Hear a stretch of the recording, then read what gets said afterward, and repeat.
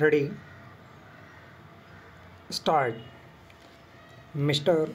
Santi Bhushan, learned senior counsel, appearing for the appellant, submitted that the High Court has gravely erred in declining the anticipatory bail to the appellant. Full stop. He submitted that Section 438 CRPC was incorporated because sometime influential people try to implicate their rivals in false cases for the purpose of disgracing them or for other purposes by getting them detained in jail for some days. Full stop.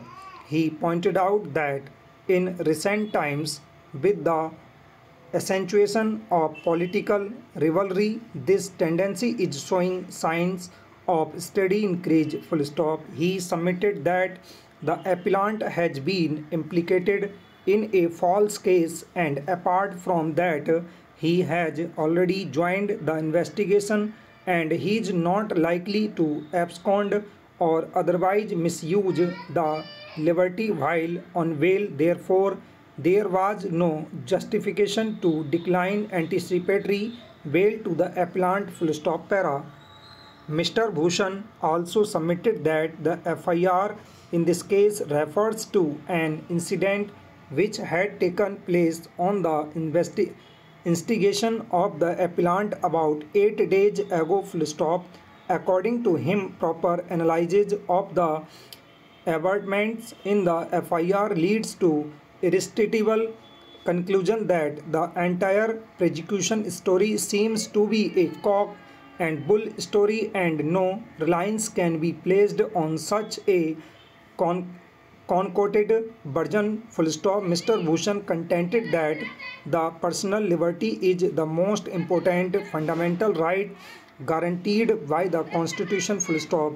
He also submitted that it is the fundamental principle of criminal jurisprudence that every individual is presumed to be innocent till he or she is found guilty. Full stop. He further submitted that on proper analysis of Section 438 CRPC, the legislative wisdom becomes quite evident that the legislature wanted to preserve and protect personal liberty and give impetus to the age-old principle that every person is presumed to be innocent till he is found guilty by the court. Full stop. Para.